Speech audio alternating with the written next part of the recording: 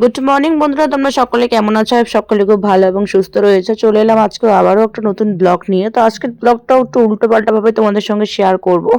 তোমরা ধৈর্য সহকারে ভিডিওটা দেখবে আর অবশ্যই একটা সুন্দর কমেন্ট করে দেবে। তো যাই হোক, তোমরা যারা আমার ব্লগ দেখতে ভালোবাসো তাদের জন্যই ব্লগটা, আর যারা আমাকে ইগনোর করো তারা আমাকে ইগনোর আরও করো, কারণ হচ্ছে তাদের জন্য এই ব্লগটা নয়।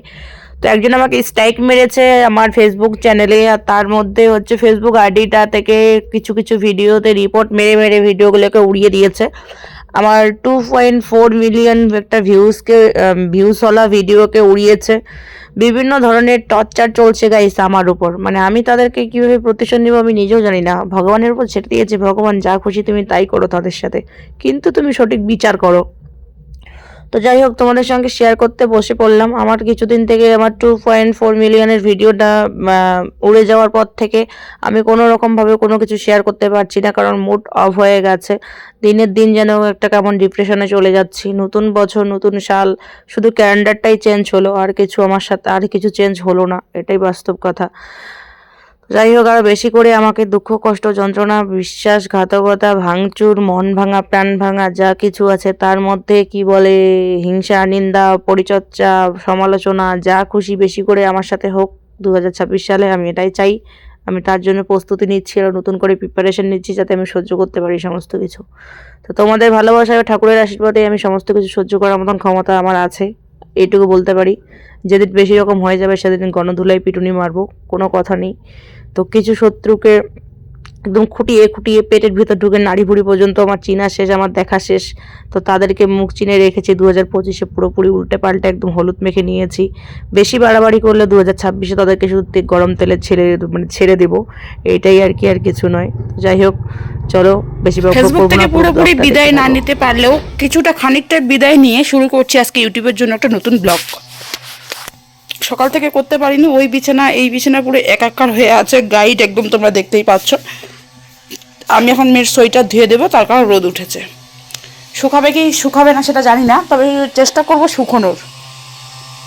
আরে বাহ, এখানে আবার কিছু টবলা।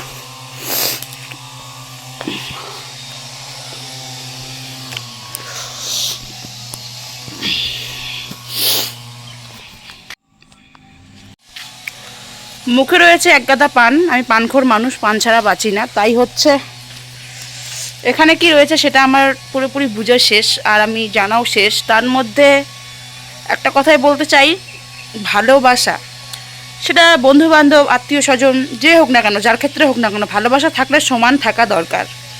কাউকে পেটে, কাউকে বুকে, কাউকে মাথায়, কাউকে কোলে, আর কাউকে হাত, মানে কাউকে একটা, মনে করো আমার দুটো বাচ্চা, আমি এক বাচ্চাকে কোলে নিলাম আর এক বাচ্চাকে হাত ধরে রাস্তা দিয়ে হাইটে নিয়ে যাচ্ছি, সেটা তো সম্ভব নয়, তাই না?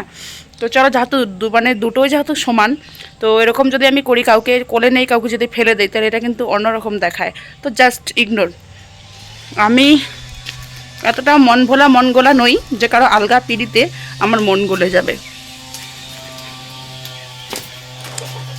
তো রান্না করছিলাম, কাপড় ভাঁজ করার জন্য ঘরে গেছি, তারপর তো তোমাদের সঙ্গে শেয়ার করলাম আমি। তো দাঁড়াও, দেখতে থাকো।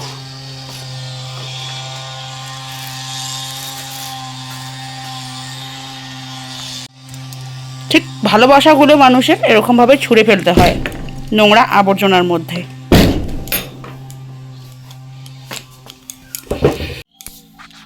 নিজে ইনকাম যতটা পারি করি, যথেষ্ট করি, নিজে খাওয়ার মতন চলার মতন হয়ে যায়।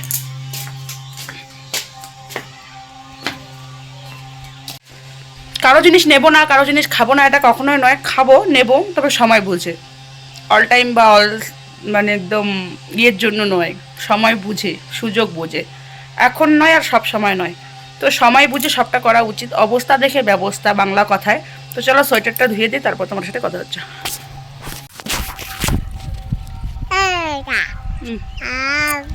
তো আমরা আসছি এখন আলু ক্ষেত দেখতে। বাড়ির সমস্ত কাজকর্ম করে শাড়িটা পরে চলে এলাম। আমার বর বলে যে নাইটি নাকি নাইট ড্রেস, সেটা নাকি দিনের বেলায় পরে এরকমভাবে ঘোরাফেরা করা ঠিক নয়। তার কথা অমান্য না করে, তার কথা মেনে আমি দিনের বেলায় শাড়ি পরি, হঠাৎ নাইটি পরি। তা আমাদের আলুগুলো দেখো, যাও। এই যে আমাদের আলু, ওই জমিটা চাষ করা হয়েছে, ওটাতে আমরা দুই একেই আমি ভুট্টা লাগাবো। নিজের করা ইনকামের টাকায় কিছু লাগাবো। যদিও যাই করি না কেন স্বামী স্ত্রী দুজনের মিলেই, তবুও ব্যক্তিগত কিছু থাকে। এসব কথা পাবলিসিটিটা না করাই ভালো। আর আমার শ্বশুরবাড়ির আশপাশ চারিদিকে চা বাগান, তোমরা জাস্ট শুধু একবার দেখে নাও এক ঝলক। অনেকের অনেক রকমের মন্তব্য থাকে, তাহলে সেই মন্তব্যগুলো আর করবে না তোমরা। কুয়াশা চারিদিকে রয়েইছে, সেজন্য কেমন যেন ঝাপসা দেখা যায়। তোমরা আমার মূলোগুলো দেখেছো, কি জমজমাট মূলো ছিল। 6 টাকা 60 টাকা 6 টাকা 60 টাকা কেজি করে পাইকারিতে বিক্রি করে করে প্রায় মূলো শেষ। গরু লাগিয়ে দিয়েছি, ওর মূলো লাগে। হাম বসছে কিন্তু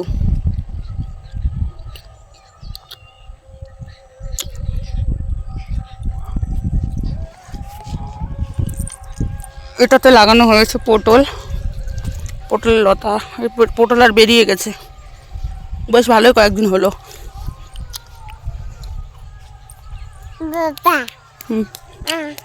জামা শুকোতে দিয়েছি, কিন্তু মনে হয় না শুকোবে, নিয়ে যাই। তো সন্ধ্যায় হচ্ছে বর এনেছে আমাদের জন্য রোল, তারপরে ইনকামের টাকাটা এনে হাতে গুঁজে দিল যে কালকে আবার লেবারের বিল দিতে হবে। একটা টাকাও ঘরের মধ্যে থাকে না, মাস শেষে সব জিরো হয়ে যায়। তো তারপরে হচ্ছে আমি আমার মেয়ে টিফিনটা, সন্ধ্যার খাওয়া দাওয়াটা, ওর টিফিনটা আর কি করলাম। করার পরে হচ্ছে 3 জন মিলে একটু খুনসুটি করলাম, যেটা আমাদের প্রত্যেক দিনই হয়, কিন্তু ক্যামেরাবন্দি করা হয় না, তবে আজকে হয়েছে। তো যাই হোক, আমার বর যদি এবার ইনকাম করতে না পারতো তাইলে মনে হয় আমাকে অনাহারে থাকতে হতো। ভগবান দুটো হাত দিয়েছে, কর্ম করার বুদ্ধি শুদ্ধি দিয়েছে, সুস্থ মস্তিষ্কে আমার বরটা চলতে পারে, ইনকামটুকু করতে পারে, এটাই যথেষ্ট। আমার বর ইনকাম করতে না পারলে হয়তো এতদিন আমাদের সংসারটা বানার জলে ভাইসে যেত। তো যাই হোক, আজকের মতো ভিডিওটা এখানেই শেষ করছি।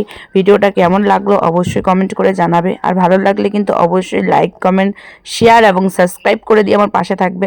তো যারা নতুন আমার ব্লগ দেখছো বা নতুন আমার চ্যানেলে, তারা অবশ্যই আমাকে একটুখানি সাপোর্ট করবে, কারণ 2026-এ আমাকে কিছু না কিছু করতেই হবে, নাইলে তো চলবে না না সংসারটা।